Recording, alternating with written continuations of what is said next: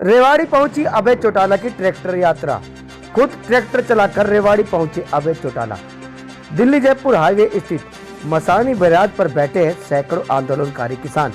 Media से रूबरू होते हुए बोले कि आंदोलन इतना तेज कर देंगे कि केंद्र सरकार फैसला वापस लेने पर होगी मजबूर। कहा पीएम मोदी अपनी गलती मान 26 जनवरी को कर लें ये काले कानून वापस। 26 जनवरी को ट्रैक्टर यात्रा में शामिल होने के सवाल पर कहा जहां भी मेरी ड्यूटी लगेगी पीछे नहीं हटूंगा। बीजेपी सरकार को बताया लुटेरों का गिरोह।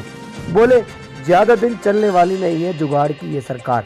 रेवाड़ी पहुंच शहीद राव तुलाराम की प्रतिमा पर पुष्प अर्पित कर किया नमन।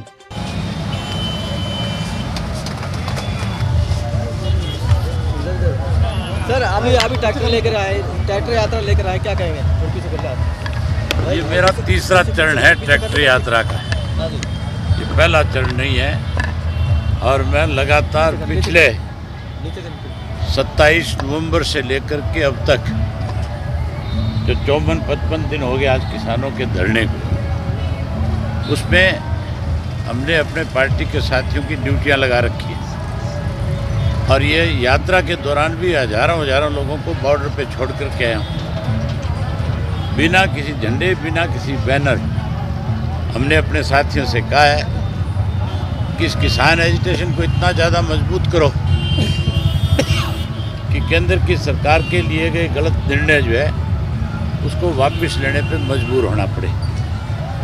हालात जिस किस्म के बढ़ते जा रहे हैं, लोगों की संख्या जैसे जैसे बढ़ती जा रही है, मुझे लगता है कि मोदी जी को समझ में आ जाना चाहिए और मोदी जी को तुरंत अपनी गलती का एहसास करके 26 जनवरी को ये कह देना चाहिए कि मैं इन काले कानूनों को वापस ले रहा हूँ, किसान से इसके लिए माफ़ी मांग रहा हूँ। किसानों से किए हुए वायदों को पूरा करने के लिए इसी लोकसभा के सत्र में नए कृषि के कानून बना करके, MSP की कानून बना करके और उसके साथ साथ स्वामीनाथन की रिपोर्ट को लागू करें और किसान का कर्जा माफ़ करें।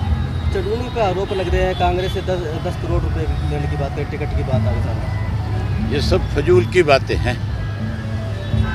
ना तो मैं इन चीज़ों का कोई आपको जवाब देना चाहूँगा, आपको भी इस तरह के सवाल मेरे से पूछने की बजाय जिस किसी ने आरोप लगाए उनसे जाके पूछने चाहिए। सर क्या 26 तारीख को ट्रैक्टर रैली में आप भी शामिल होंगे? आपको क्या लगता है? तो 26 को होऊंगा शामिल। जहाँ मेरी ड्यूटी लगेगी वहीं ट्रैक्टर पे खड़ा मिलूंगा। आखिर सरकार की क्या मंशा की मान क्यों ले रही है?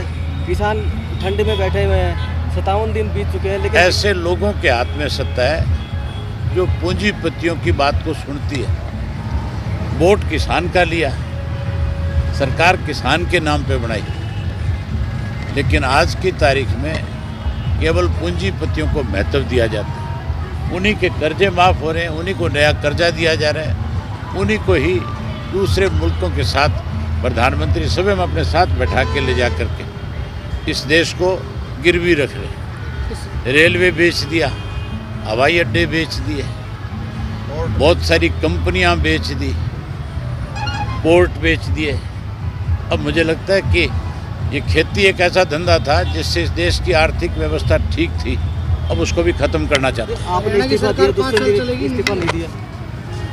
दुष्यंत से पूछो क्यों नहीं दिया। नहीं दिया तो लोगों के बीच में जब जाएगा लोग अपने आप पूछ लेंगे। सर क्या आपको लगता है हरियाणा की सरकार 5 साल चल पाएगी?